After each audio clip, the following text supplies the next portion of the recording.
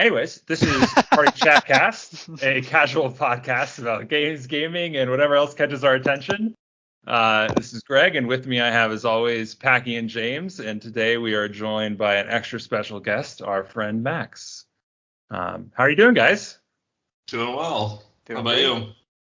You know, life's going on. It's the middle of the work week, but we do what we do. We make time for this, and this is what I look forward to most now these days. So This is my Saturday. everyone's with these weird schedules. There were a couple pieces of news recently which I thought were kind of interesting. So one, last week we were talking about how terrible Xbox Party Chat is with like the background stuff, and turns out they're getting background noise suppression and stuff finally. So hopefully it'll not be awful to use in the future. Can we take credit for that?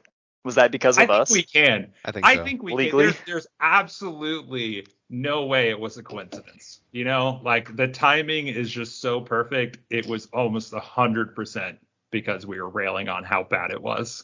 Yeah. Speaking of railing on how bad it was, Halo Infinite canceled split screen campaign co-op.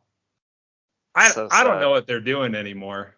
I That's really not don't. all right. They also didn't announce like a season 2 or something. Didn't there's multiple things that were missing, They right? delayed a lot of the other updates too, along with Yeah. that. They're So- not doing great. Season 2 is active right now. It ends in November, and then season 3 starts in like March. Like Ooh. I don't know what they're doing. I'm I'm telling you, I cannot wait for the documentary on this game. It's going It's to be a impressive. bestseller. Like given the funding that they have, it is I cannot fathom how they got to this point. I mean, I can. I'm sure you could say, oh, new engine, and they over relied on contractors and all of this stuff, and blah blah blah blah blah. Well, like, I don't know. Maybe they should have used Unreal Engine like the other studios at Microsoft, or maybe they shouldn't have relied on contractors so much. Like, it's abysmal. It's really upsetting because I thoroughly enjoy that game when I'm actually playing it. It's just they give me very little reason to play it is the problem, other than it being Agreed. fun. Yeah. And yeah, that was interesting. Also today was they announced which this is interesting, coming off of Sony announcing the DualShock Edge. Which is it? Is it DualShock or Sense? Still sense. Dual sense. DualSense. Wow, Shock is the old am ones. dumb. The DualSense Edge at Gamescom is Microsoft is doing a kind of like refresh of the Elite Series 2, which is interesting. They're Didn't like that just doing come out? No, the Series 2 came out like I got mine in 2019 actually, and the reason I know I got Oh, it in wow. 2019 is I just filed an extended warranty claim with my credit card because it broke. So I want to get a new one. Wow. And so that's why this is kind of interesting, because at the bottom of this blog post it says, we've heard players loud and clear and have continued to improve Elite Series 2 controllers to be more reliable than ever before with refined components that are built to last. So that's interesting that maybe they won't suck as much. Because again, like, Max, you have an Elite 1, right? Yeah, I have actually 2 Elite ones, and both of them have issues. I don't even use them anymore. Exactly, right? Like, but they're so good when they worked, and then the issues pop up, and it makes me sad. So I don't know what it hopefully- is, but my normal controllers last way longer. And I've been Is using it the amount same. of use? What's or that? You know that Gears of War controller I've had since. I mean, that was like one of the first controllers I had when we lived together. I had it. That one, I use it all the time, and I have used it for like 3 years, and it's still working great. No stick drift, nothing. But the Elite controllers just like immediately crap out. The backs peel off. You've got my bumper just got stuck in on one. I don't know what it is. Like, maybe it's their injection molding and stuff where they put the inlays to make the rubber stick in. Maybe that whole process just introduces all sorts of tolerancing and stuff. But it's definitely it's a hot mess. Yeah, it is. So, like I said, hopefully this new batch won't be as terrible. It probably will still be as bad. But the other interesting thing was they're selling what they call a core Elite Series 2. And so it's basically the Elite controller without the accessories, like without the paddles. And so then you can still like tune the tension on the sticks, which is interesting. And you can buy the accessories separately.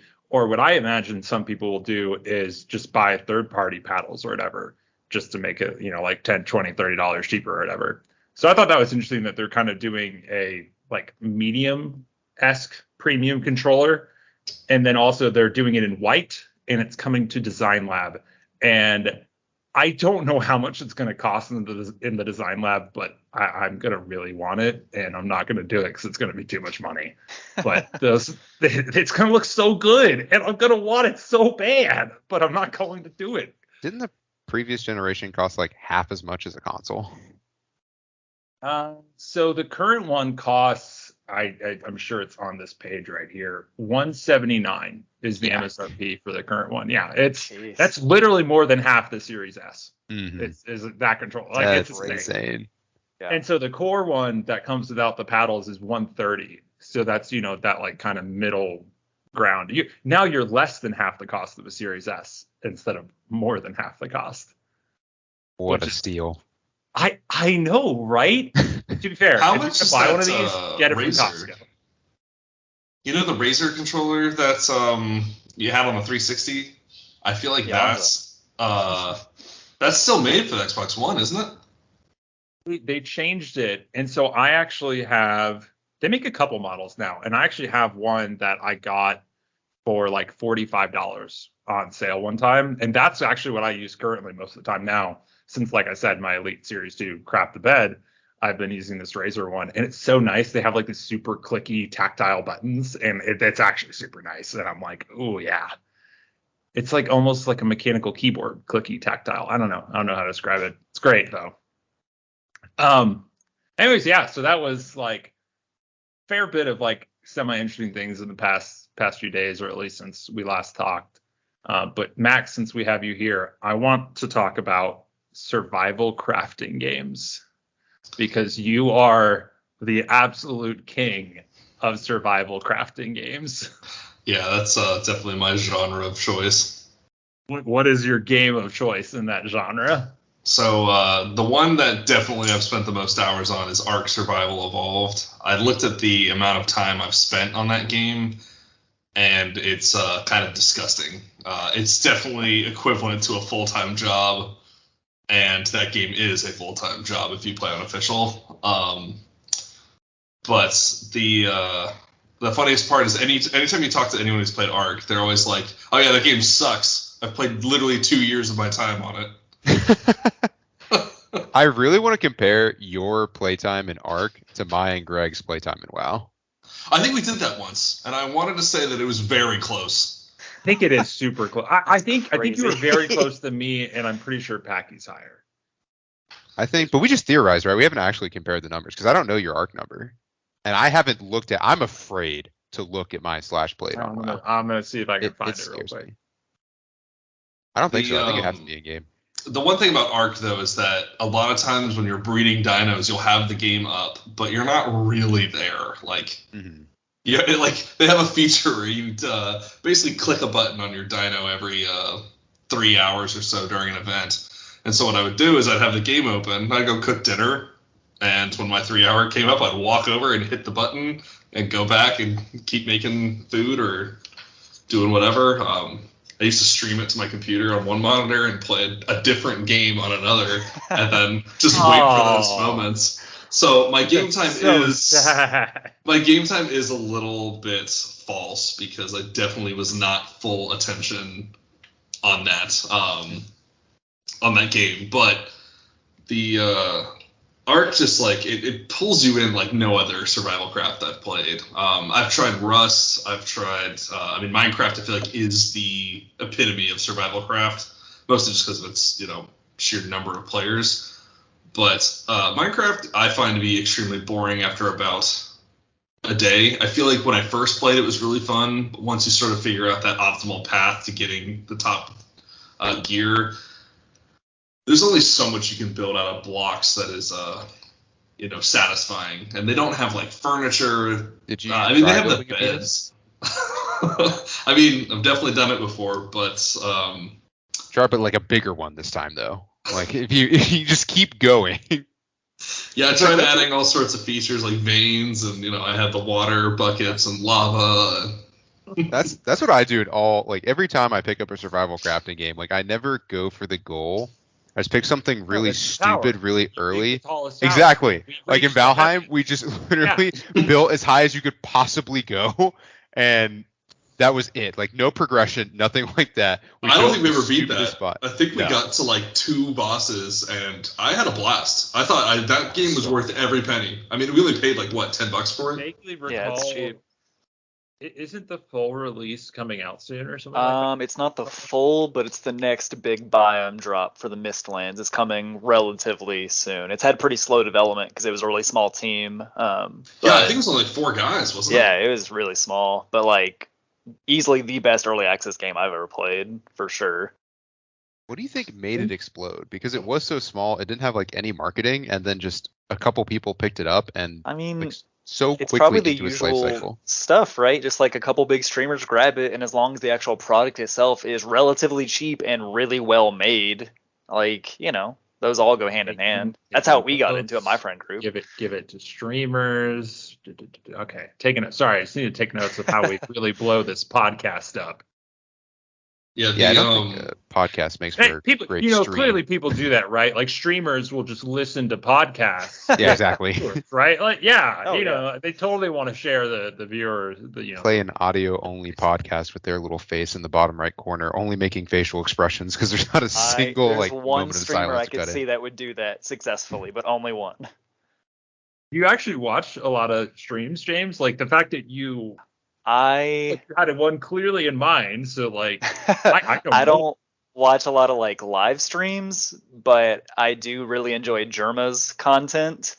And he has such a devoted following, and it's like relatively large, but he's also so unique with that. Like, I can't remember exactly. I was watching some of his old stuff when Cyberpunk dropped, which, when it came out was like the biggest game around, like when it finally released. On opening day for that game, he was playing some other, it might have even been like browser games or some other bullshit, and he still had a solid like 10,000 people watching him like live when he was playing whatever garbage he was playing. So I really enjoy his Like stuff because he's Chrome very unique. dinosaur browser. I don't even remember. He was playing something that was not Cyberpunk, and he had a very strong following for what he was doing. So I just enjoy him because he's so unique, and he just doesn't give a shit about the streamer culture in general. So that's interesting. Yeah, I don't really watch I don't watch many streams at all really. Yeah. Occasionally I'll pop something on, or like if there's an event, maybe I'll watch the people watching the event, but most of the time I just find those people annoying, so I don't do Yeah, it. for sure. There's definitely like a culture that's not. I don't know. I definitely find it annoying. That's why I like Germa, because he's not that culture. Oh, that'd be nice, yeah. In regards to survival crafting games, James, what is your favorite, or the one you've spent the most hours into, or both if they're different ones? Yeah, for sure. So, I mean, obviously Minecraft, like Max said, always a good fallback, although I definitely get bored with it pretty quickly too. I spend a lot more time in creative, doing my like personal creative, both in like writing and using Minecraft as like the canvas. I've done that a lot. Valheim, I mentioned, when that came out, I probably put in 70 to 100 hours in the span of a week, maybe a week and a half, and then we dropped off. At least I dropped off pretty hard after that, and we played it a couple times since, but not nearly as much. Me and my friend group started playing The Forest a couple months ago. Forest is fantastic, so good, and also legitimately a really good like horror experience that I haven't seen in a lot of other games. I definitely screamed like a little girl when I was playing that game. I love the horror aspect of that game, because I definitely have seen the survival part. For me personally, it's you're on this island, there's cannibals there, right? Like cannibal tribes people, and the way their AI is handled, like most games have just AI that's pretty simple in that like when they see you, they attack you, right? Or if they do see you, they just like whatever. But The Forest is the only game I've played personally where I was like building something or scavenging, and I turned around and there was like 4 of those cannibal tribes people like within 10 feet of me just like watching. And it was really, really unsettling to just have them there quietly keeping an eye on me. because for the first couple nights, that's all they do. Like, they don't raid you if you don't attack them. They'll just come check you out the way like a curious animal would. And it was just really unsettling. Good. I like that. I agree. The AI is absolutely what made the forest. It's fantastic. Such a good game, and like a really cool building system, and it's like really detailed, and it's got a bunch of caves you can explore. It's really good. But yeah, I'd say Valheim, The Forest. I've tried Ark, not super into it, just because it's such a slog. Conan Exiles is really good too. Not to really, I didn't get into Conan. I tried it. It just didn't get me. I like it because obviously it's fantasy, which is cool.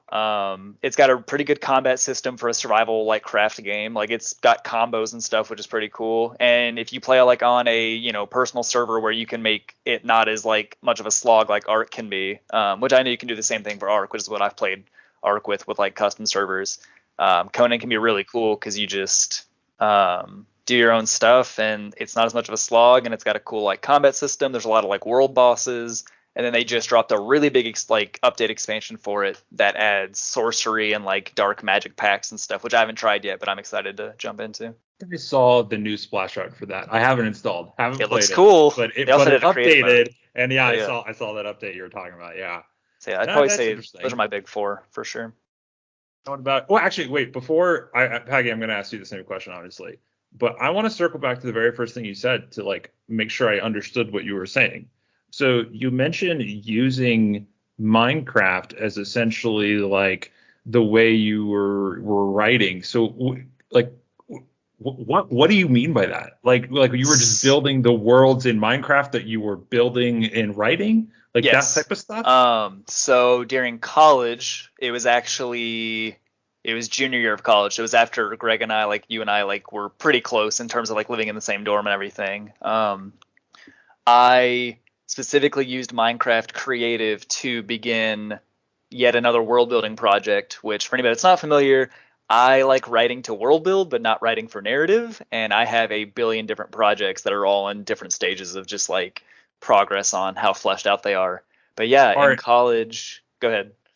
I was gonna say, are any of the ones you sent me, do you have a Minecraft world of it, and do you still have the world saved? Like, I would actually love to. No, like, so that world is that was a 360, I think, era world, and that thing is long gone. But I do still have some of the writing. I basically made like a codex of the different like cities and like just different things from the world, and I have actually a paper notebook that I was doing it in when I was in college, and I have slowly been like doing the Google Doc, like transcribing of it over, and I haven't done it in a while, but yeah, I had a lot of stuff on that, and it's probably one of the most like fleshed out in terms of like the nitty gritty. Like, I had a unique like world set measuring system based on like Minecraft blocks. I built a full highway system between all the different settlements using that measurement system, so it was actually like accurate. Like, one city was that is so cool 2 miles away from the other, but it was based on Minecraft blocks. Like, every 8 units was like an eighth of a mile, and then every 8 of those was a full mile. And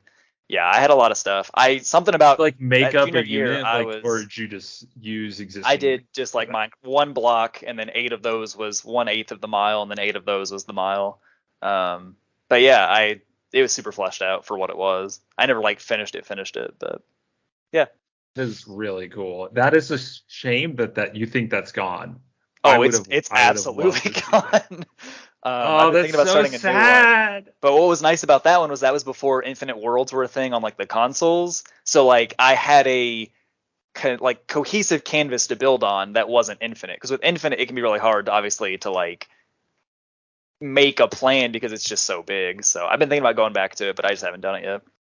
When you did that, did you use a seed and then use the seed as sort of inspiration for the world you want to build, or did you just start flat? Not flat. I would probably kill myself if I had to build the terrain manually. There was actually one of the cities was supposed to be like an underground, like think stereotypical dwarves, underground and that kind of thing.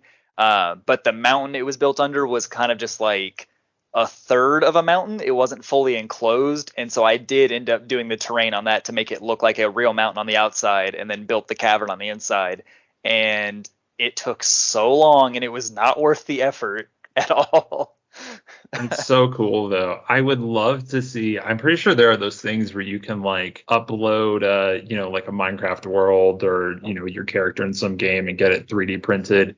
That feels like one of those things that it would have been really cool to take that world and So get I've like a done 3D print of it or something like that. Yeah, I've done some smaller worlds like since like specifically, I don't know if you've ever seen it, but like there was a Elder Scrolls like Skyrim crossover pack they did with Minecraft where it was like the texture pack basically and like skins and all that stuff. And that's my favorite because one, it adds the Skyrim music, which I love the Elder Scrolls a ton. So to have that as like the Minecraft music is really cool. But yeah, I did a lot of like smaller world build things on like new worlds for like a Skyrim-esque fantasy setting. And I think I still have those, but yeah, being able to get like a print of one of the towers or something I made would be pretty cool. Honestly, that then like you mentioned the Skyrim pack. That then gives me the idea of like you could use then the Minecraft store, right? The Minecraft marketplace, which is like user generated content, right? Yeah. Try and get on there and basically use that as like a flight or like a test ground for some of these worlds. I don't know. I think it's so cool. Yeah, if I get back into it you as had the heavily as I time. did in junior year, definitely could. Yeah, we definitely don't have as much time as we did then. Tacky or Max, have you done anything as big as that in any of these games? I just built the towers. You built the towers. What about you, Max? What's your biggest settlement or world or dinosaur? I mean, I guess I've never done anything alone. Most of the time when I play these games, it's for the social aspect. So, like an Ark. Yeah, they're good for that. Yeah. Like early Ark, you couldn't do much alone. They've really changed the game now, so you can have more of a solo experience. And I almost think it's because they have a declining player base. So they're like, yeah, being able to mine metal used to be like a 3-man job when it first came out. And then over time it became a 2-man job, and now it's like you have like this giraffe that just stomps around and you left. I was gonna say your caps. I thought you can get a dinosaur to help with those things. Yeah. Well, yeah, but so that's a newer thing you're saying is to use dinosaurs, use tames to help harvest is a newer thing you're saying. Well, it's just that they've like originally there was like your standard dinosaurs, like you've got your T-Rex was like the apex predator. Now it's like T-Rexes aren't even used in the game because they're just so low tier. Like the power creep was really I wouldn't say bad because like if it was just T-Rexes, I think people would get bored. The building power creep was actually kind of another thing is that like you could build turrets to defend your bases, and T-Rexes couldn't take down turrets. So eventually it's like, well, they had to introduce something to account for that. Buildings were getting more complex, so the dinos also had to get more complex. So they've got like robots and all sorts of crazy crap. But basically there's like this robot giraffe that has a laser beam on its head, and basically you hit the mining button, and all of the resources within like a massive radius just go in your inventory. You don't even have to click them. You don't have to aim. So not even just metal, everything. Yeah, everything. Because like in the old days, it was like, oh, you got an Anki, which is like a little spiky dino. Yeah, you to mine metal. Rocks, right? And then he couldn't really move fast, so you needed a team of bird to carry him around, and you couldn't pilot both the dino that's swinging and the dino that's flying at the same time, so you had to have 2 people. And then even before that, they couldn't pick them up, so you had to use like a really big bird, and then you had to like constantly reposition. It was extremely slow. And then they had like the quality of life updates. So now you can take that same combo with the bird and the pickaxe dino, I'm just going to call it for simplicity. You can fly around and it will automatically swing when it's near a rock. So like they've improved the AI to basically obsolete old methods.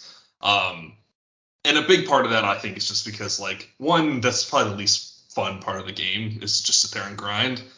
But what's funny with survival craft, and I think this is just like the weirdest part of this genre, is that if there's no grind, there's no fun. And if it's all grind, there's no fun. So it's like trying to find that perfect level of grind. Yeah, for sure.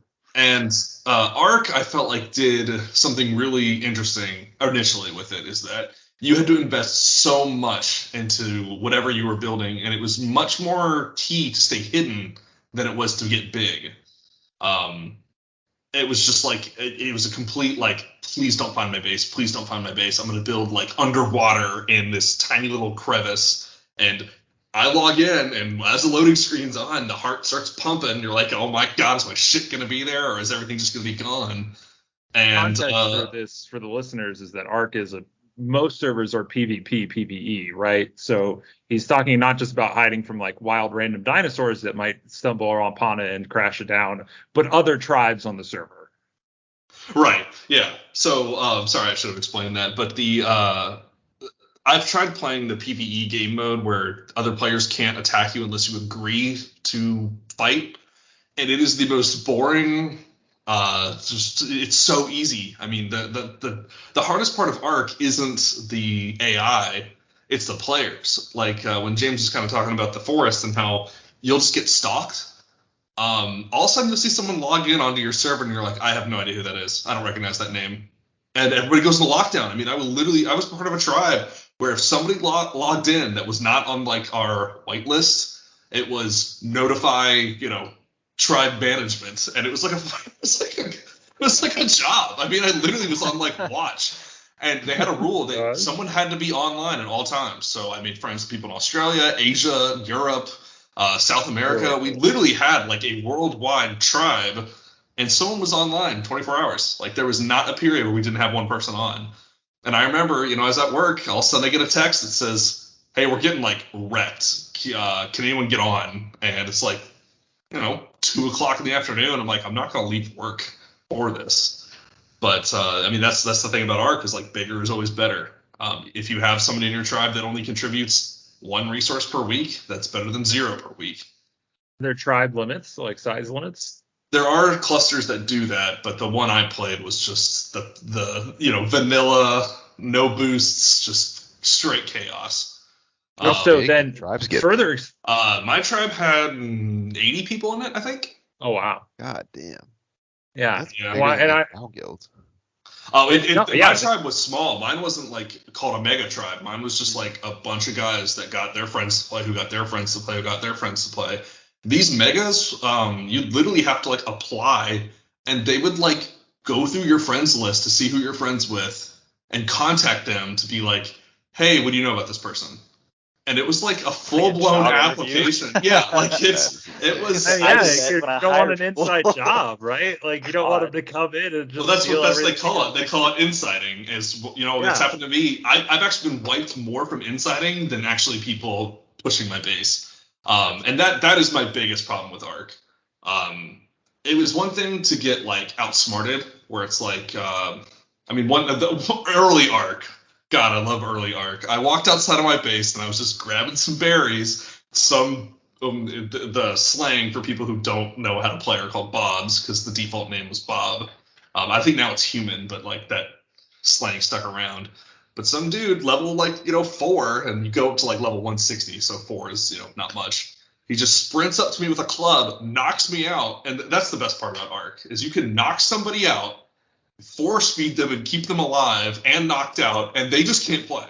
Like on your screen, you just have a blacked out like tunnel vision, and you're just sitting there begging for them to screw up and stop knocking you out. So awful and so good at the same time. Right. Well, video games are meant to be played. Yeah, I mean, this is the most toxic game I've ever played, and it brought out the worst in me. I remember I murdered some poor kid's dinos, and I literally could hear him in the mic screaming and crying, and I didn't stop. I just kept murdering. It brought out the worst in me. This is the only game I've heard of where you can take 100% of somebody's happiness out of a game. Like you literally just absolutely ruin their game.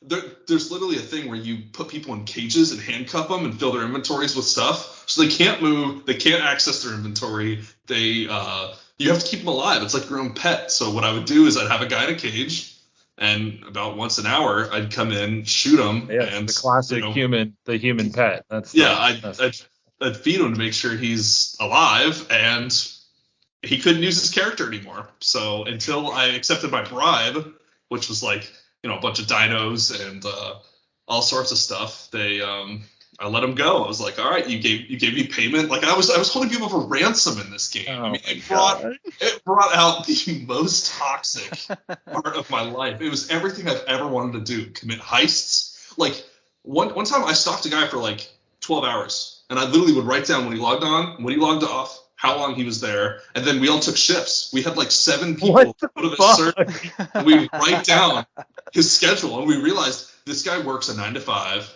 and he has like 5 tribe mates. There's a 3-hour overlap of when they're not going to be there, and so like that's when we hit, and we all texted. It's like, hey, it's time to get on. We're going to hit these guys. And we waited. They got off exactly when we thought they would, and we didn't even log onto their server. You can refresh and see how many players are online, and we just watched the number go down by 1. And we're like, all right, go. It's go time.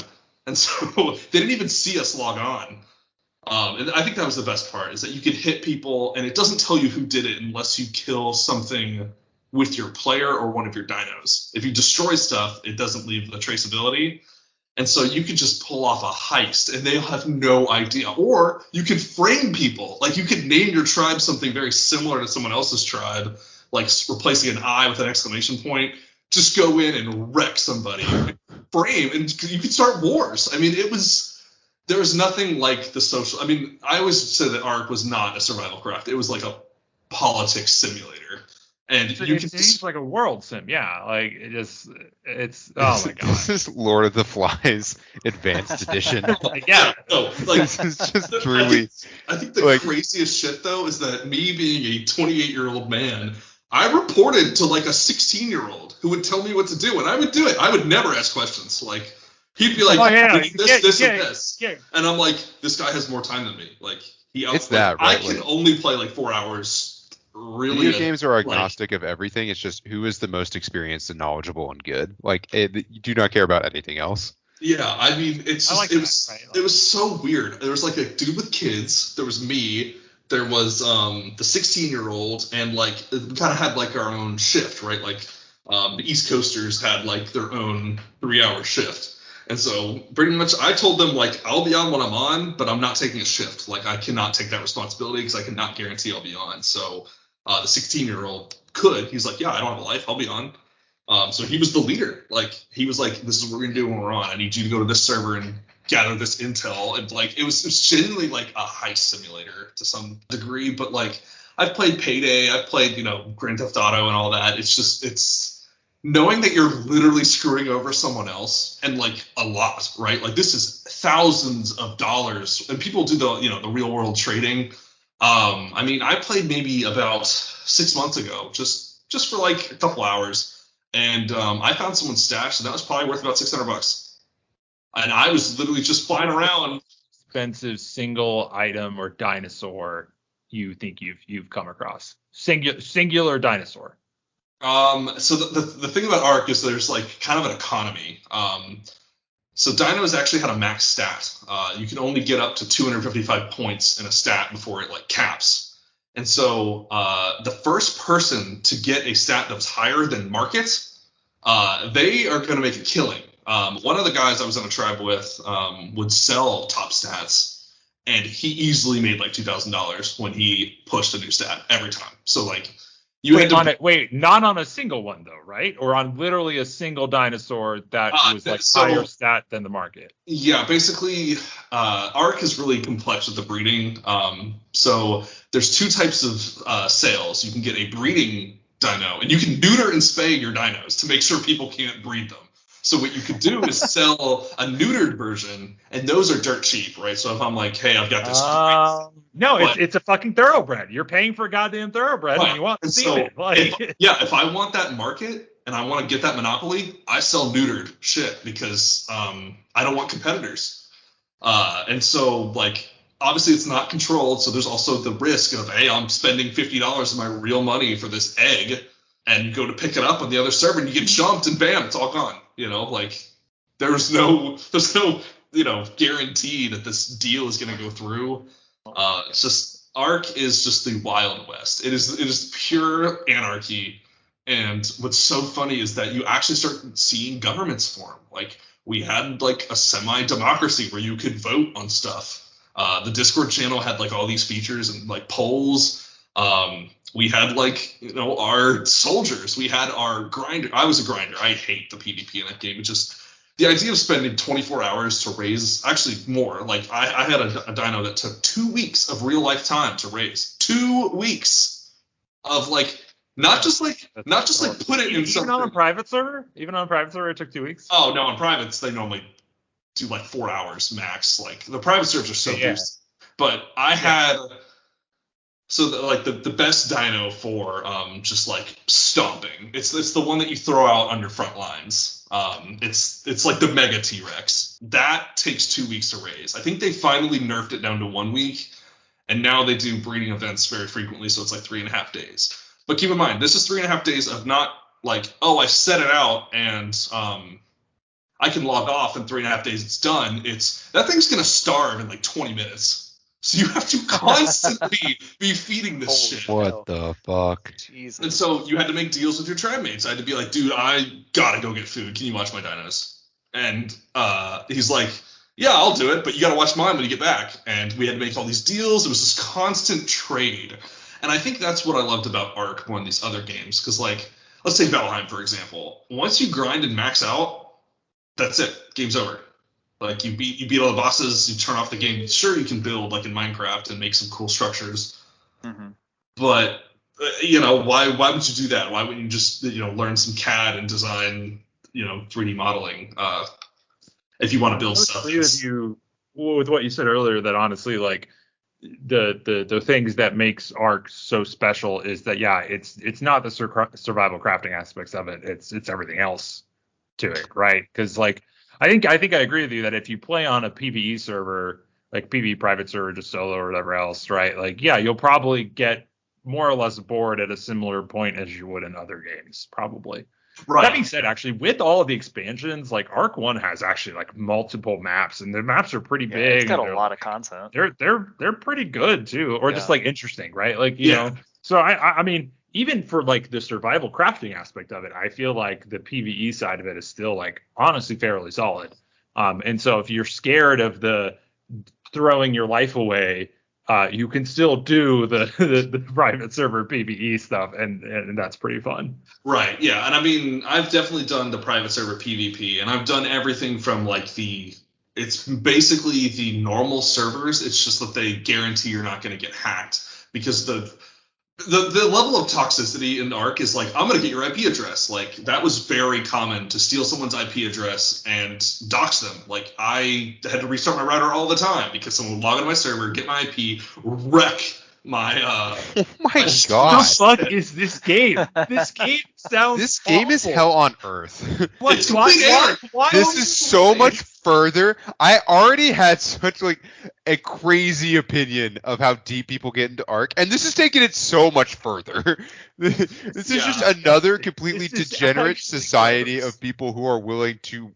I thought you were just ruining each other's games. You are truly trying to ruin one another's lives. Yeah, no, you will do anything it takes to like wreck somebody. And I think the worst thing is called off-listing. I don't know how these people did it, but they found a way to basically take the server off the list, so you couldn't actually join your own server.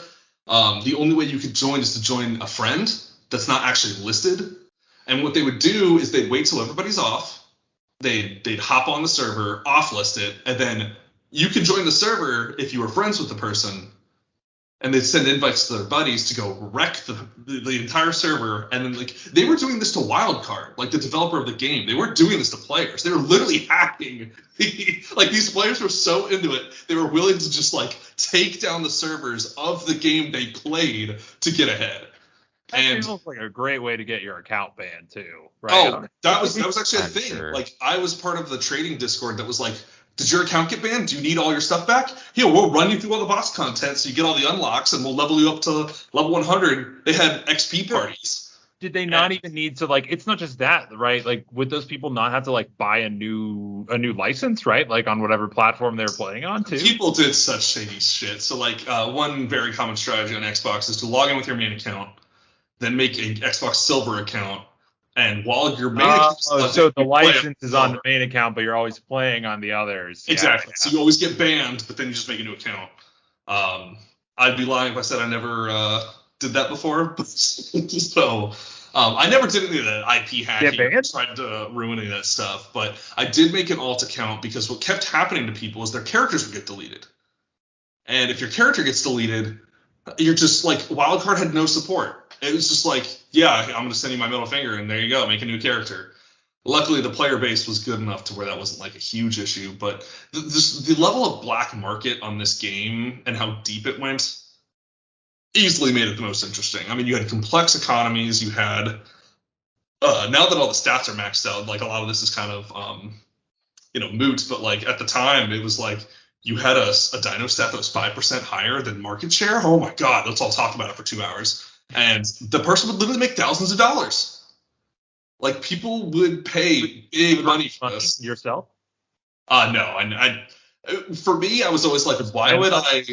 No, I never spent any money, never made any money. I thought that was just like extremely stupid for me to like get involved in, because I could just work another hour at my real job. it would probably make more money than this.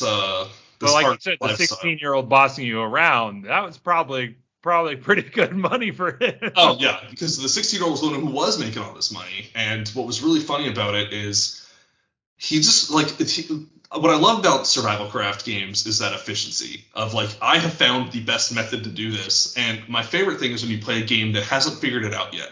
Everybody's in there just being super inefficient. Everyone's trying new things, and if you're the one who figures out how to be a little bit better and you get ahead, it's not enough to just be good. It's to watch others fail. like there are servers that all start at the exact same time and they wipe every month. And my favorite is that I have kind of figured out the way to go from 0 to like wrecking in a matter of an hour.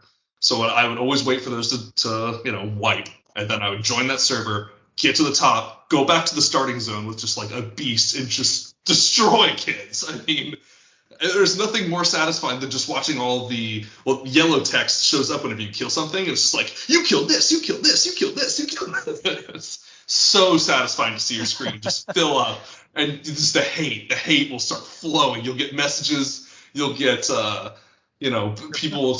You're literally a fucking Sith Lord. That's what you are. Like, I will say, I've said for a long time, there's nothing more satisfying in a game than getting an angry message, like especially on Xbox, someone taking the time to direct message you. That lets you know that you have truly beaten them. My favorite is when people accuse you of hacking. It's like, no, you just don't know how to play the game. You're just bad. Like, I got a message in Destiny once that was like, imagine hacking in Destiny. And I sent them back, imagine dragons. Like the band. And the band. Like, not being better, or being better and being more annoying, just that's the perfect combo of, if you wipe somebody's base, and then, they send you all this hate, and you basically build their base back and put it in the spot where they were at, and then just say this base sucks or something with a sign. It's not enough to just stomp somebody. You have to crush their spirit. And you can't do that in the other game. Like, maybe Rust. I think Rust is probably the closest to where you can actually kind of torture the player, not just beat them. And I think that's what Ark really attracted me more than these other games. But what I think Ark, what they did well is, like, from a game standpoint, like actually in the game, is their progression is extremely well thought out. So, it wasn't always, but now I feel like they actually have a pretty good, balancing, and there's not, there are dinos that are outclassed, right? So, like, there's, your berry picking dinos have, like, a very steep progression where it's like the biggest one is going to be the best one, but you can't just go for the big one at the beginning when you have a club. You're going to have to, like, work your way up. And I've just done it so many times after getting stomped and building from scratch that you kind of figure out, hey, this is the best way to do that. And I think that the steps in between each tier, because like in Minecraft is a really good one where I love to crap on it because I think the progression is just so fast that you're just done. So in Minecraft, you spawn, you punch a tree, you make a wooden pickaxe, you mine 3 blocks of stone, make your stone pickaxe, and then you go into a cave till you find iron. And once you find iron, you go straight down to level 11 or whatever they've changed it now that they've added all the cave updates. But basically, you go to the level where diamonds spawn and you dig a straight line, or you do the strip mining, and that game's solved. You can get to diamond in like 5 minutes of spawning. So yeah, I I just think that the progression also just isn't very satisfying. Going from wood to stone, you can literally do almost in any square in the game. So that tier just doesn't really, I guess, matter. Whereas like going from the stone tools to metal tools in Ark feels like light years ahead of the stone tools, and stone tools are just like, or metal tools are amateur hour. Like once you start getting dinos to do the work for you, you're like, oh my god, this is huge. And once you start going through the tiers of dinos, you're like, I never even knew this was possible. Then you start building vehicles, and like it's just, the progression is so steep. You go from clubs to like space teleporter jetpacks, space dolphins that feel like X-wings from Star Wars. I mean, the game's insane. Ark definitely has the feeling from the start to end game, like the most massive gap where you can't even comprehend how people got there. Like the few times I played, really rough to start or to join a server that's at that point. That's why I could never get into it. The one time I played, I spawned on the beach with my spear, and you are a little bit ahead of me. And then the fucking, I can't remember, they were riding pterodactyls, and they were just completely zooted out of their minds with all this futuristic gear. And I'm sitting here holding my spear like, what? How? Please explain to me. Max, you are definitely guilty of the zooming ahead of everyone, and you make it very hard to play these games with you. Yeah, I that's what I really wish that a game would kind of figure out, is that you don't want to play with friends who are like experiencing the content for themselves, especially in Ark, right? Because like if I start a tribe of 4 people and 3 of them are still bobbing it up with the stone tools, and I'm sitting over here with a jetpack, you're basically not contributing because you're not in that tier. And I really like that about Ark's resources. I think a lot of games struggle with resource management, where they're just like, I don't know, I think Valheim was a decent example of where it's just like, oh, you want something, everything kind of has that same unit cost. And they kind of have that resource progression where it's like, I remember in the swamp you needed iron to start making some things, but like your basic building materials were all kind of the same. There's no reason in that game to build out of metal other than if you want it to look nice. In Ark, if you build out of wood, any dino can come by and just stomp your base in the wild. That's just like, wood is just a temporary day one structure. Whereas, stone is like, at least most dinos can't hurt it, but anybody with a pickaxe can just chop down your front door and steal your crap. So like, you really do want to be going through these tiers. Each tier you go through is just that level of safety, and getting metal's nothing. They have a centipede you can tame within 5 minutes of spawning on a desert, and that thing can munch through metal walls. So you better get some defenses up, and you can plant plants. That's like the lowest tier turret, so that way if you log off, you're still kind of protected. But most dinos can storm right past the plant turrets and not die. So it's all about like, you need to be rushing those end tier. Literally an arms race is what it sounds like, more than like anything else. It's so unbelievably fun when you do get a little bit ahead. Yeah, because world sim. Like, literal arms race, right? And then I don't know if you've ever played like Catan, or I'm trying to think of other board games where there's a lot of trading involved. Catan's just the easiest one that comes to mind. If you don't trade with other players, you're falling behind. So like, diplomacy is 100% how you get ahead. If I spend all my time taming birds, and all of my buddies are also taming birds, we're going to be useless because we can't get resources. All we could do is fly around and be annoying. Which is fun if you want to troll. That's a great way to do it. But if you're trying to, get ahead, you should be trading your birds to another tribe that's been, something else, farming something else, and then now both of you are doing better. And forming those alliances is so fun, because if you like, do I trust you? Are you gonna just like jump me when I bring this over? Yeah, and then you'd also run into like the classic like mutually assured destruction point on the server too, right? Like if you'd have 2 big tribes. Or would you not? Or was it just, fuck it, who cares? Let's do it anyways. I don't care about the mutually assured destruction. Come back at me. Yeah, I think to some extent there was the reputation, because like if somebody finds out your tribe doesn't make fair trades, everyone's gonna come after you. You were just like labeled that like asshole of the server, and getting that label.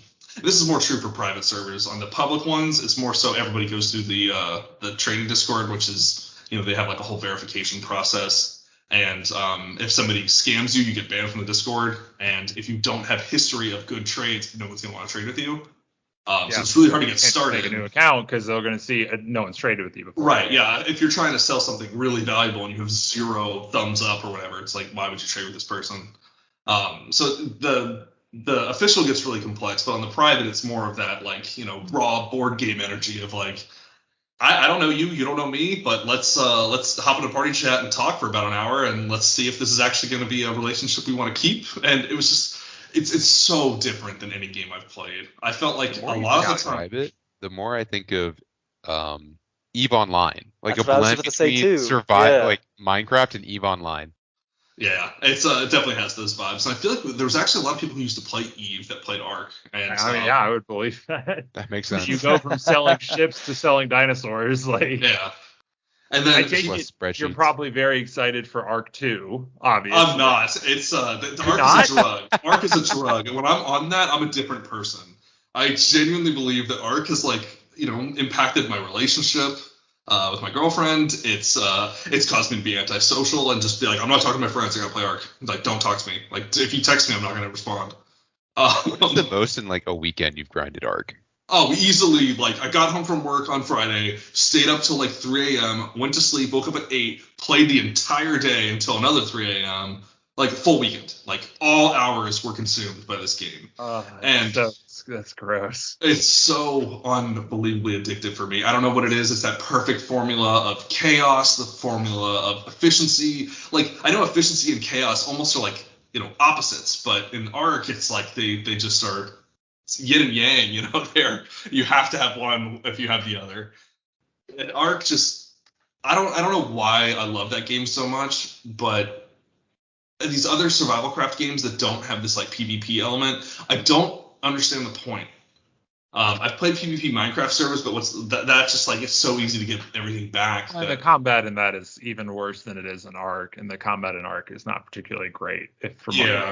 Minecraft is so unbelievably bad. I know there's people out there who like it, but like it's just so basic. Yeah, it's not satisfying. I feel like most people die in the same hit because they're both hitting each other at the exact same time with the same gear, so they die at the same time. Particularly combat-wise. I mean, the rest of Minecraft, though, I wouldn't say it's particularly basic. I mean, I feel like you can clearly do a lot there. The combat's extremely basic, but the game as a whole is obviously like people build these crazy like massive redstone inventions and all of that kind of stuff. That's always what amazes me is the like actual like basic level programming people do in Minecraft. Yeah, it's crazy what people can do without even the modding, and then you see the stuff people do in the modded Java edition, and then that's even crazier, right? Mm-hmm. I will say, so I'm gonna play Ark 2 when it comes out with you. Oh god! I mean, I hope you're ready to be like, Greg, you're being slow. I need you to just full blown take these tools, go mine this. I may say that if you want to play with me, though, you have to play it on a private server, on a private PvE server. That might be the extension there. I have too many connections to just like, and this is what I'm saying. It brings out the worst of me. I'm literally going to see you online. They'll be like, oh wait, Max, you're online. Oh no, you do not show. You're not helping us. You do not show if you're online when you play Ark. You have to be a ghost. Like, if they see you're online, they get your server number. You're done. It's always shows offline. It got so bad that Xbox had to actually program something specific for Ark. The show Recent Players feature where you join a game and it shows. That got so toxic where people were just like wrecking people's lives constantly over like, you joined my server. Oh no, I'm doxing you. Like your whole. There was a case where somebody's pacemaker was somehow connected to Wi-Fi, and they like shut down. This is the story I heard, and this is probably not true. It's all hearsay. But anyway, the story is that the Wi-Fi got shut down from some kid playing Ark, and his dad's pacemaker went out and like somehow got hospitalized, and then they sued Xbox or something. I'm sure none of that's true, but that feels very unlikely. I'm going to go ahead and say that if your pacemaker is dependent on your Wi-Fi connection being up, then that is the worst designed life-saving device on the entire fucking planet. Because you need to go places that don't have Wi-Fi. I think what it is that like he was playing at like 3 a.m. And so the way the pacemaker works is it sends a signal to the family members if it goes out. right? So it's like, hey, we're not getting signal from this device that, at 3 a.m. he should be home, he should be sleeping. You should probably call the police. And I think that's how the story was told to me. But Maybe a again, little more believable, but I still. I'm sure all of it's fake. But anyway, Xbox had to make special rules for Ark because it's so toxic. Like, the game just brought out the worst in that community. I don't know what it was, but it was so fun. I mean, there were tribes that I hated. Like, when they would get on, I would be like, I hate these kids. I, like, genuinely would not feel bad if something horrible happened to them. And, it's just the pure amount of hatred for, like, hey, they're trying to take our stuff. Not in my house. Not in my server. Oh yeah. My gosh, that is ridiculous. So, Paggy, you Greg, don't why do play you a want to ton. join this? I know I'm going to play on a private PvE server. It'll be fun. Like I said, the worlds are cool. Like they did a good job building cool worlds with cool dinosaurs and all of this stuff. And like I said, like, you can just play on a private PvE server, and like there is a lot, particularly right now in Game Pass. They have literally all of the worlds. All of the worlds are in Game Pass right now, the complete edition or whatever. And like, I Max, if you had to guess, even like not dealing with PvP, not worrying about people coming and crashing your server, like, how many hours do you think it would take you to actually beat every single world? If you were playing without a guide and you weren't using meta strategies, like you started on map number 1, which has like the worst. Like, you just, Joe Schmo opens up the Game Pass catalog, clicks download, and starts playing. Easily 200 hours of content. Easily. Like, that's, and the thing is, like, I don't even think, like, some of that is kind of shitty filler content. But I think, honestly, for the most part, that's probably 200 hours of, like, pretty good content as compared to something like Assassin's Creed Valhalla, where it's like 20 hours of good content and then 30 hours of just garbage. And yeah, and the best part is you make your own story, right? Like, you don't have to just go rush the bosses and rush the caves to get the, artifacts to spawn the boss. You could take your time. You can build a nice house. That's why I think these games, these survival crafting games, appeal to a lot of people, is because, yeah, you can do that. You do get to make your own story. I mean, James was literally talking about how he was writing a story, like, building an entire fucking world inside of Minecraft earlier, we did something similar when we did Valheim, because, my friend Jacob, that you guys all know, he actually set up a using like Amazon, a actual like server for us when Valheim came out, because we had like 7 really dedicated people playing, and like we were like naming and expanding our settlements, quote unquote, realistically. And I remember, like, me personally, because for anybody that doesn't know, Valheim, like, basic resources you can teleport later on in the game when you get like the ability to make portals, but like metals or any like high quality resources you can't teleport. You have to like take them by boat or like walk with them back to your main settlement. Yeah. But the game also lets you make roads as like part of its just thing. Using like a pickaxe, you can like mine or I think there's a pickaxe or a shovel or something. It lets you basically like flatten the terrain, removes vegetation, and then there's a cart that you can equip that has like a bigger inventory. And like you obviously need flat terrain for that. To pull the cart? I don't think so. I think it's just all like you're pulling it yourself. But like we were making like road networks through the different biomes back to like our main settlement, which we called Boyheim, and like we had docks set up so we could take. Do you have a no girls allowed sign? Exactly. But yeah, we had docks set up for like the boats to go explore. We would have roads set up to all the different settlements. We had a full portal network for anything that like we could transport with the portals. Like, yeah, exactly. It's just really cool, that we were able to do these things with like this early access, relatively small game. That is really cool. Speaking of another early access, relatively small game, Grounded gets its full release. Oh, Grounded's so good. I very much look forward to playing that. That is less of a you get to build your own story, particularly now with the full release, because there is clearly a like Honey, plot. I Shrunk the Kids. Mm-hmm. Yeah, like, so let's go figure that out. And so I look forward to playing that. I really enjoyed the early access. I thought it was very fun. Again, because I don't like the PvP side of Ark that Max was talking about. I like the PvE side of it. And so Grounded is just like, it's just that. And then will you play some Grounded with me? Oh, absolutely. I love Grounded. Dude. Grounded is the first time ever where we tried it out in early access, did pretty much as you could. There's not very much. And then we're like, hey, we're going to continue to work on this game. And, we saved it. Like, we never came back for any of the major updates. We were like, wait for the full release and then experience the actual whole game. So I'm pretty excited when it actually, because that I'm they're very going to fully excited. deliver on I that. think it's like 2 weeks. And so the other thing Wow. they're doing, Yeah, it's very soon. which is making me very happy, is James. You mentioned Jacob paid for the server on AWS for Valheim. Grounded is doing basically essentially a shared save file, so you don't have I think I saw that. right? Oh, Like that is so nice. Minecraft has Realms, which Realms works We've done that perfectly before, for what too. it is, but you have to pay money for it, and that kind of sucks. And then obviously Arc has dedicated hosted servers as well, and you can they have another similar to Realms. They have a very official way to set one of those up if you want. Right. But yeah, no, Grounded's shared save. I'm essentially calling it a shared save because I think that's literally what it is. I don't know 100% sure, but at the end of the day, it's I can start the world. I can invite you guys to it. I can stop playing, and then you guys can keep playing on that world even when I'm not online. I don't have to leave my console or my computer running or whatever.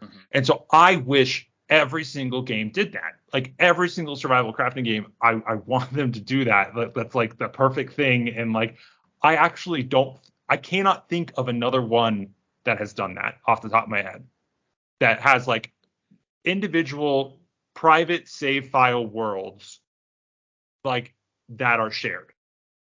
I can't think of any. I can't think of Yeah, any I've seen a lot of games that do your character in their inventory is Valheim does that. Yeah, so Terraria did that.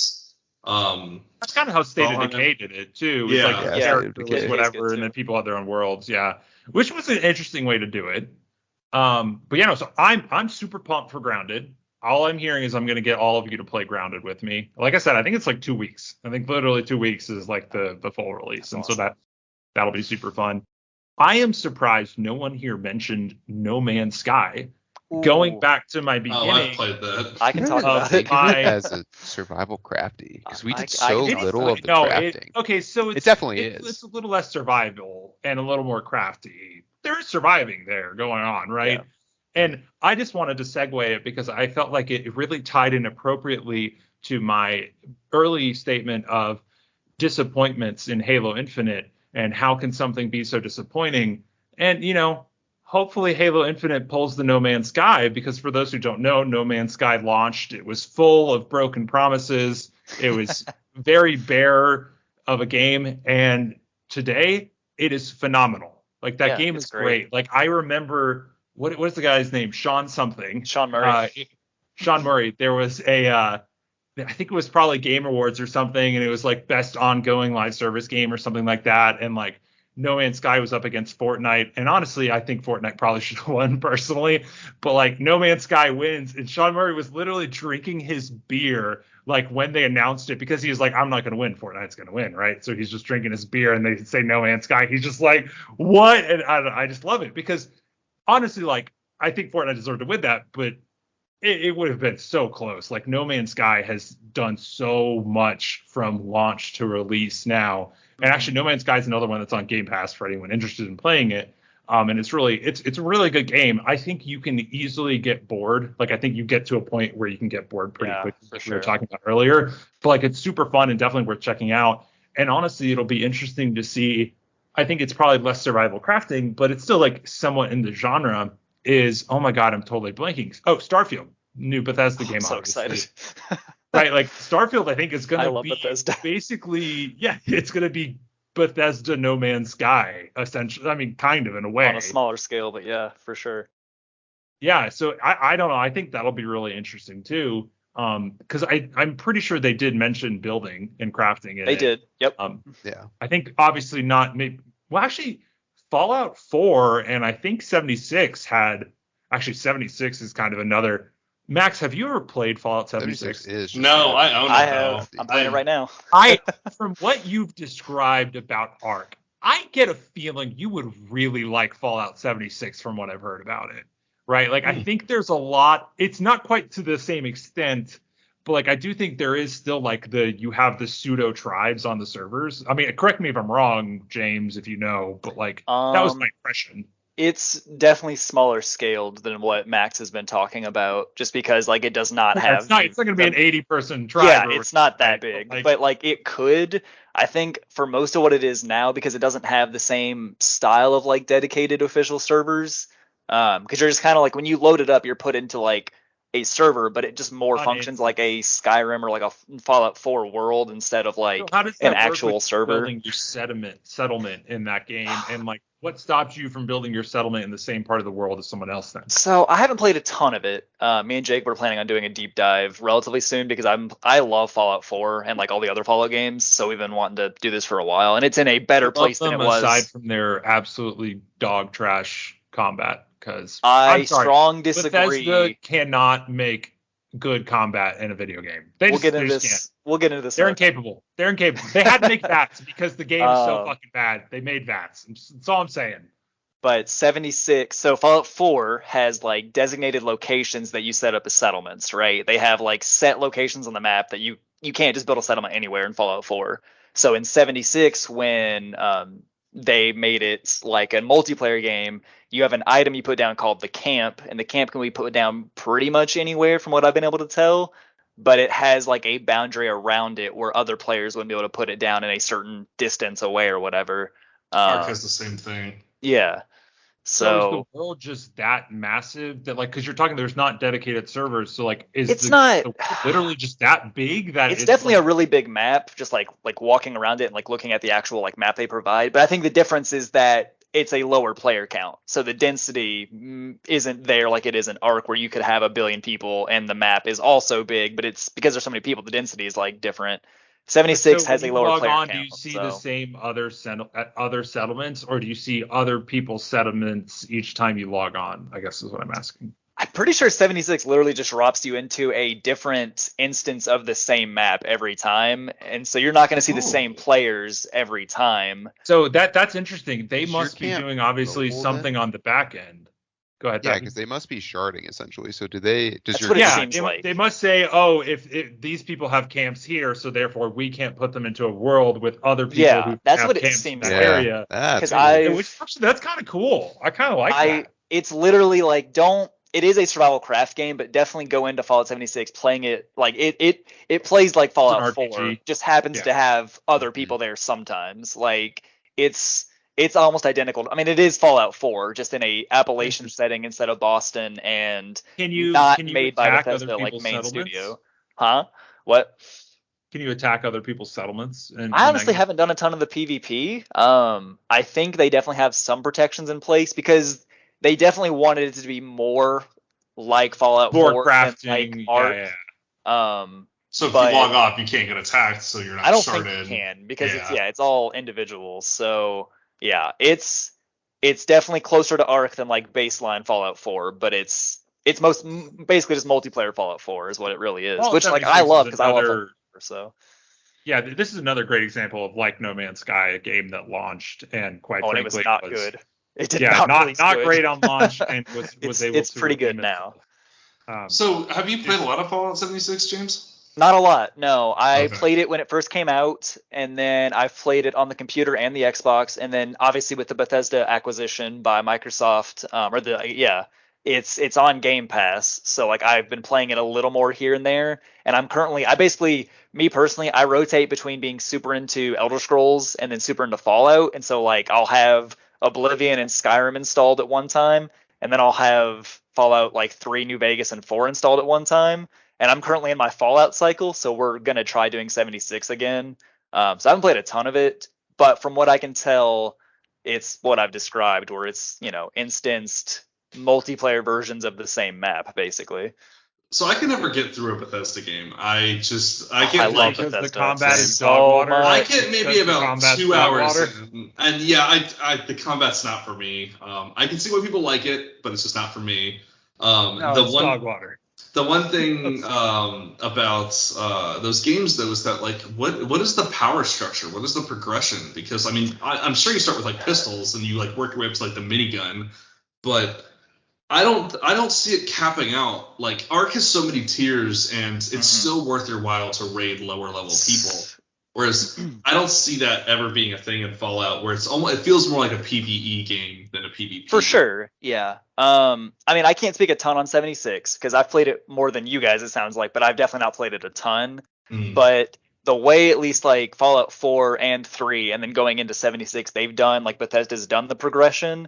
I mean, you start out with like really shitty like just ballistic guns and like melee weapons or whatever, like a rolling pin and a pipe pistol or some bullshit, right? And then generally what Bethesda does is you get better like automatic ballistic weapons. They still shoot bullets. And then by the end of the game, usually in 3 and 4, and then it seems the same in 76, you'll have like energy weapons. So like good laser weapons and good plasma weapons, and then like better explosive weapons. And then you'll go from like leather armor up until you get like the full power armor where you're like a walking tank.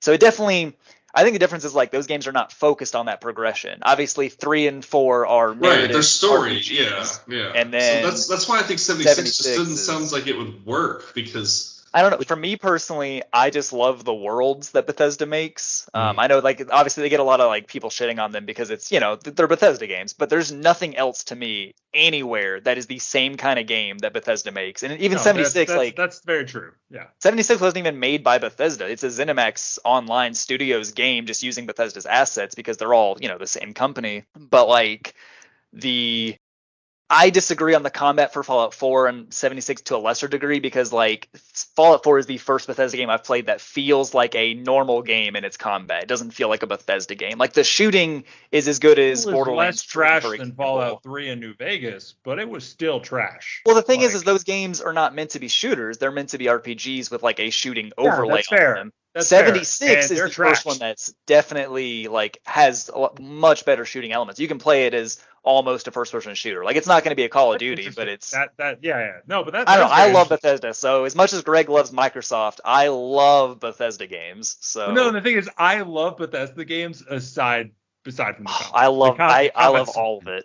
Fallout 4 is so visceral. If like I made a character that's melee only named Wrench, and he is so fun. And I also got a mod because Xbox has like the mods now with the Doom, Eternal and Doom like 2016 music. So for combat, so if you're playing this melee only guy named Wrench and you run into like a raider stronghold and you've got the Doom music in the background, it's so good.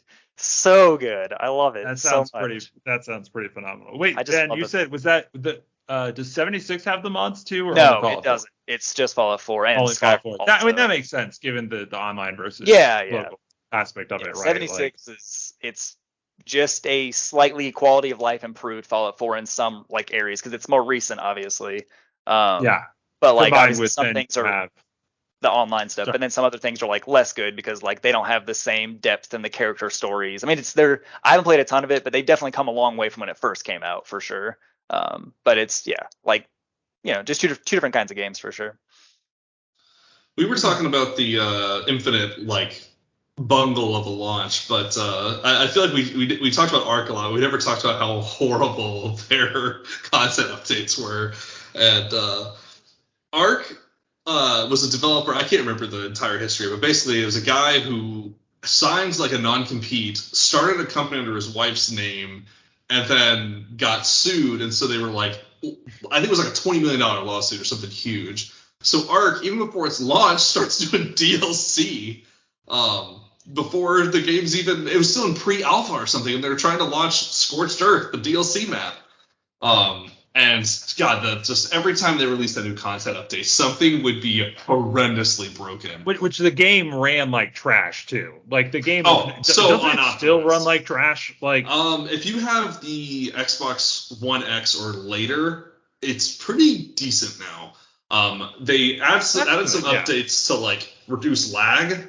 So one thing early in Ark is all the dinos that you tamed, they'd just be on the map, taking up space. And if you rendered them, that's all of their animations. And if they're wagging their tail, like that's being rendered.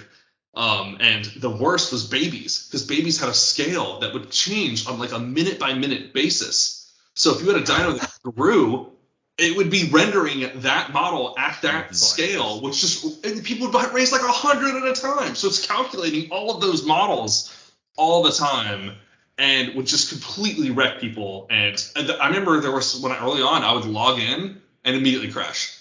It was just, as soon as I tried to render the map and all those dinos were being raised, I would have to message a TribeMate and be like, hey, can you drag my body to the other side of the map so I can log on? Hilarious. Or can you kill me? Can you go into my room and murder me so I can log in?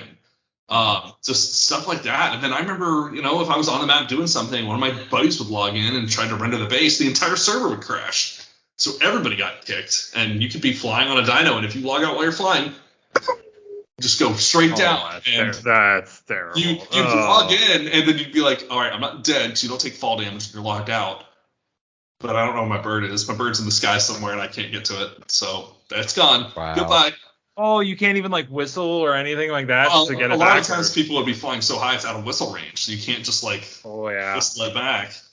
But yeah, Ark, just every time they release a new content update, they always release an OP dino that would just destroy the game. So with Scorched Earth, there was the freaking dragons. I mean, they're wyverns, but everyone called them dragons for some reason. They could just shoot lightning. So all the dinos in the game were melee. There was not really a ranged dino. And so then they released these flying dragons that could swoop in and just lightning your entire base, and bam, everything's dead. It's ridiculous. So the power creep on that was just absurd. And then the next map, they're like, okay, I know you hated the flying dinos, so we're gonna make a map where you can't fly. It's just they're just banned. You can't load them into the map. And it was all caves, but that map was just way too hard. And they released a couple dinos that you could break the game with. They released a crab that you could pick up tames, attach C4 to them, and launch them into someone's base and explode. So you could literally have these turtles. Oh my god! Just the siege crabs with turtles. I mean, that's another reason why I love Ark. When I talk about this stuff, I'm just like, when people picture this, I would love to know what someone else is picturing when I describe this, because it probably is what you're picturing. A dude strolls up on a crab the size of like a building, and strolls on this crab with two massive rideable turtles in each claw and just yeets them, and then they explode. Oh, it was just so great. I would say, in addition to the updates, one of my favorite game launches of all time, and I can't even remember the name, is the pirate one. The pirate Ark they put out that was just God, was that Wildcard? That was Wildcard. Right? Yeah. When the games would Atlas. crash, I think it was would actually show that those games were built on top of Ark maps. It would show the Ark IDs when the game would crash. So it was literally a reskin, and there was so much evidence online that when you hit pause, it would show Ark Ragnarok was one of the maps, and it would show that map, and it said Ark on it. It clearly was just the laziest reskin. I never actually played that though. Ark's money grabbing kind of got annoying at a certain point, with the Scorched Earth thing. They were clearly underwater from the lawsuits. They needed some more capital, so let's just make some DLC. That's what everybody does. What's interesting is I'm looking at it on Steam, and it's not the developer on Steam is listed as Grape Shot Games, not Wildcard, which is very interesting. I wonder if through the lawsuit or something, they had to change their name or give credit to somebody else. Oh, okay. Actually, so there's two developers on it. One of them is Instinct Games, and if you go to Instinct Games, you do see all the Ark stuff as well. So maybe that's it. And so they must have just partnered with some other developer and said, here's Ark, here's our studio, here's our code base. Go make a game from it. The only thing that Grape Shot has done is Atlas, this pirate Ark. I see. So it seems like they were more or less brought about to only much worse than Ark 2. Yeah, Ark has the funniest reviews on Steam. It's I've played 13,000 hours, hate this game. It's no, you don't. You love it. You love your drug. Get back on your heroin. Just play some more dinos. Exactly. That's going to be Ark 2 for you. You're going to get right back on that heroin. One of them. You're going to, that H is going to be the very first Steam review is 10 out of 10 would recommend to ruin your life. 7,291 hours logged. Jesus. Yeah. That's dude. Okay, so that's way higher than either of our Wild Time Packy. That is way higher than I'm not sure. I don't know. 7,290. Oh, it's hours. Close. Hours. Yeah. I'm gonna look it up. How do you look how it many up? days is that? Because I think Xbox shows Ark It's time. 303 days. Actually, yeah, we both have over 303 days of WoW. We have- I want to say I hit a year. I think that's when I realized that you guys have been playing WoW since, I don't know, a lot longer than I played Ark. I've been playing WoW since it came out.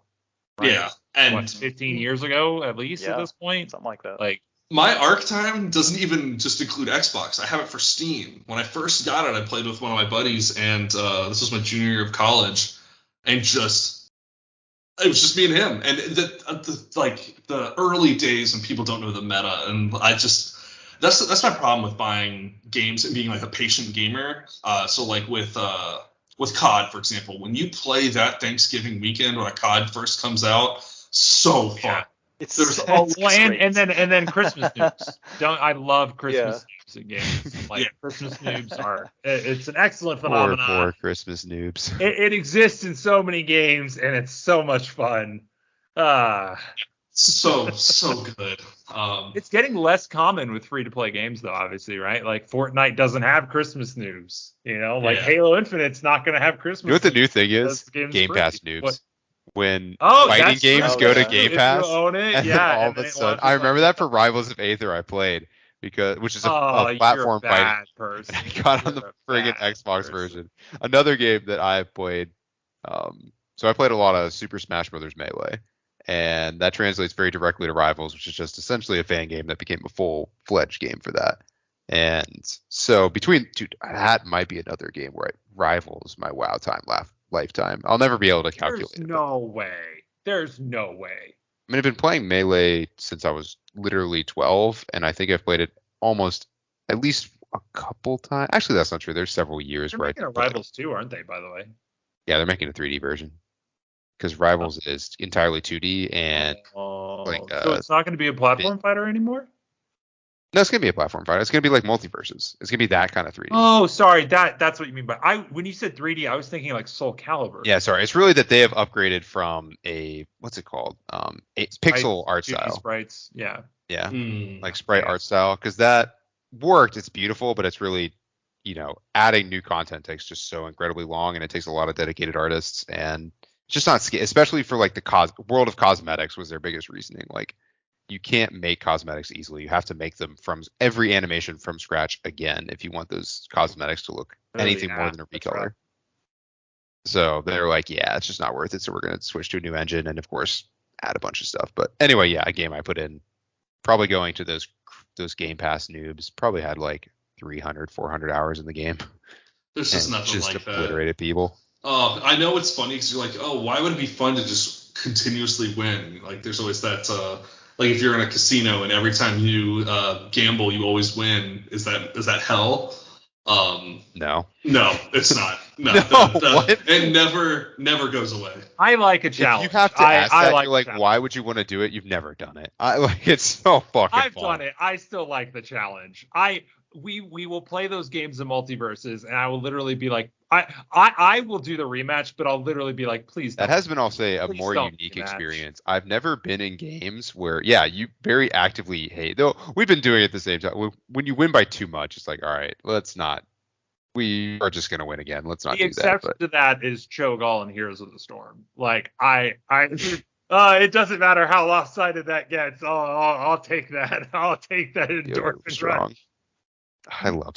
Oh, I don't understand. I just stomping noobs, no matter how long it goes on for it will always be endlessly entertaining to me. I won't go out of my way to set up situation like Smurf or anything like that to try and just exclusively stomp noobs, but when the opportunity arises, I'm not saying no. Yeah, I mean, ours is the same I way. like that. You're gonna just stomp. If you see a little stone base and you're like, oh, I'm just flying through here on my, beast. And there's some noob with a little stone hut with a campfire. It's like, oh, I'm sorry. That's how the game is played. I have to do this. I'm just picturing you riding your dragon, just coating it in flames. Like, I'm sorry. Just everything is obliterated. Max, did you experience the Game Pass noob phenomena in Ark? Not to the level that I thought I would, because Ark is a game about trust, and all these Game Pass noobs aren't going to stick around. So basically, you have to almost prove yourself to even apply to a tribe. So like, for example, if I built like a little stone base and then some dude flies in and I'm like, hey, can I join you? They're going to be like, no. So, you kind of have to prove yourself by like showing you actually understand the game. And that's about, it's a weird process. So to wrap up, we've heard from Max, the king of Ark. We've heard from James, who's played a surprise. I was surprised actually at how many games you I play a mentioned. wide variety of games, pretty much always. Yeah. No, That's why I don't have anything to well, I rival knew you the played a wide 7,000 variety. hours. I was that's true. I still think you building the world in Minecraft is one of the coolest things I've ever heard. I love you. that. I love that so much. Packy, we didn't really hear from you. Like what survival crafting games, if any, have you played or really enjoyed or whatever else? I mean, that's probably because I haven't played nearly as much as everybody else. I think. Oh, I mean, most of neither them- have I. That's why I haven't really Yeah. said it either. Most of them didn't resonate with me, but I will say there's one. There's one that I think nobody else really played that really I actually beat and played for. I mean, beating it all the way probably took 40, maybe even 50 hours. Not a long one. Astroneer. It's on Game Pass Astroneer's still. great. I love yeah. Astroneer. It's so fun. Loved it a lot. It was that They just came out perfect with a very new chill update. vibe. It's got trains now. Oh, I saw a couple of them. I'm sure they've added a bunch. I will go back and play it again if they add new worlds and new like progression.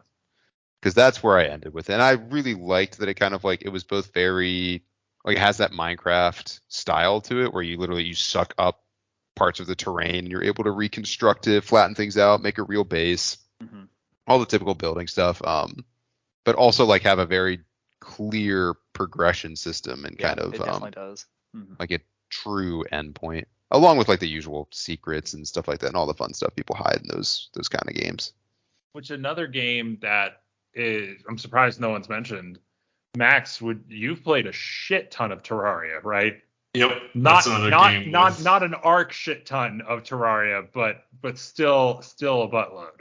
Yeah, Right. that's a great progression. That game really figured out how to make it like it always felt challenging. I never really did PvP on that game, but it was challenging enough to where I felt that I was always progressing. And there's never a boring like, oh, I've done everything. No, it's good. Because you were touching on that earlier that like that was one of the places where Minecraft fell flat. Is it felt too easy to progress through, or at least stock Minecraft. And so, yeah, no, I think I've only played a little bit of Terraria, but from what I have played, I would agree that like the progression there is much deeper and much longer than it is in Minecraft. Sure. And so let's see, myself, I've played none to the extent that you guys have played these games, but like I've played Ark, I played Grounded, obviously at the very, very beginning launch, and like I said, I plan on beating it completely when it gets its full release here in a little bit. Played a fair bit of No Man's Sky too. Kind of, enjoyed that, setting up like the farm and everything for the first time was pretty fun. And obviously Minecraft. Like when we did the Realm on Minecraft, like I think a lot of these games are fun. A lot of them are fun solo, but I think they really do, benefit greatly from socialness. Like, I mean, exactly like what you were talking about, Max. Obviously, like you're saying the fun part of Ark was not it wasn't Ark. It was all the social aspects to it. Yeah, And I it's think the very community. true with like It's 100% with all of these community. games, right? Like they really do benefit from it. And there are exceptions, right? Like Subnautica, I think doesn't have a multiplayer at all, right? Like Subnautica, you doesn't. have to just play Yeah, solo. I didn't get into it. I I the fear agree. of water. The fear of water. Same. Absolutely got me. I tried it and I could not play it for that reason. I got so uncomfortable. It felt like I was really forcing to go in the water, and it's like the entire game's underwater. What am I doing? I don't want to go deeper than this. Interesting. How feel would you that. compare that, I guess, pseudophobia to you were talking about the creepiness of the people, the cannibals in the forest, right? Like, was that a similar level of suspense or anxiety, or is it different? It's different, and that's the Subnautica is just like you don't know what you're gonna see, so you're like, oh, I could see like a freaking whale shark looking, maybe not whale sharks, those are actually gentle, but like a whale-sized, complete like anglerfish looking monster that's just gonna like wreck me, and I'm not gonna see it coming. Whereas the forest, you see them, they're not that hidden, they're just watching you, and you see Yeah. like eyes over a hill, and you feel uneasy all the time. You just don't know for when sure. they're going to hit you. And I think Yeah, that's where like, the forest AI is just. It's so good. I haven't played any other game like it. Like it was the first night me and like my friend group we played it. Literally like the first night in the game. Like I did not have an experience like that. Yeah, I've ever. never It's experienced so that. good. Very unique. It's like anxiety-inducing versus like panic-inducing, right? Yeah. That's kind of the Right. difference. Yeah. For sure. I feel the same way with Subnautica in the forest. You are muted, Greg. I am muted. Classic. I was saying I also played some Craftopia with you, Max, and I don't like that game. I don't think that game's good. Yeah, I know. See, it's that very game, bad. automation is like the scariest part of survival craft. Is like once you stop grinding, and that's my biggest problem with No Man's Sky is that you could set up those you miners. can automate so much of it. Yeah. Mhm. You become a And billionaire and it doesn't once matter. you start automating, it's like, what's the point? You've wrecked the economy. And I think that scarcity is just like, you can't have survival craft without scarcity. And that's one problem I have with Minecraft is that everything's really abundant. And like their rare resources are very easy to grind up a good stack of them. So, Kind of goes back to like one of the central parts of games is that you need meaningful decisions, like how to spend your time to get what resources, knowing you will be like deficient on another if you do so, at least temporarily. yeah, It's opportunity important. It's what cost makes huge. exactly like it's what makes roguelikes fun too. Like you make a decision and realize the consequences of it as you play. Is there a roguelite or roguelike survival crafting game? Yes, Someone Max, you had me play it. It's so ADD. Oh, Muck! Yeah, How can Muck. we not There it talk is. about Muck. Muck Oh is my the God. crappiest free game. It is so fun. Muck scratched an itch I didn't know was possible because it's a survival craft, but it's just like it looks horrible. I mean, it's like below RuneScape tier graphics, and it's But really also does survival fast-paced. crafting. It's so fast. And I it's loved crazy it. for like that take on it, for the speed they take. That developer made a game that's Squid Game, but called Crab Game. We have got to try that sometime. I remember because you had me try Muck. I looked at the developer and I happened to see his other one, and I'd seen that game like all over Reddit for a couple of days. Yeah, it looks very fun. It wasn't out when we were playing Muck, but I think it's out now, and I would love to. The engine's so goofy, and like we were kind of talking about Minecraft, it's like that tier of combat where you just sort of like flail your arm around and slap stuff. Oh, but it's Minecraft. You're slow, right? Like you're kind of like even the sprint is still somewhat slow. And in Muck, you can get like upgrades that make you faster and faster and faster until you were just like zooming across the map, and then you can get like this item that lets you get another jump. So you can get like a septuple jump with the speed boost, and you were just like boom, boom, boom, boom, boom, zooming. You're also always running because you were always being chased. Because there's just an infinite amount of stuff. That's what forces the pace. Is they are just always chasing you. They're fairly fast, and you just have to always be moving. Also, the humor, just the items. There's Obamium. That's one of the elements. There's Ligon, Sugon, Slurgon. I mean, it's an immature game. It's just it has a charm. It's like, it's so funny. Fun. It's made by someone who streams as he makes the games. Yeah, that's his claim to fame. I like that. He made that game as a dare. I think someone's like, hey, you should make a survival craft game that's multiplayer and is a rogue, like, and he's like, okay.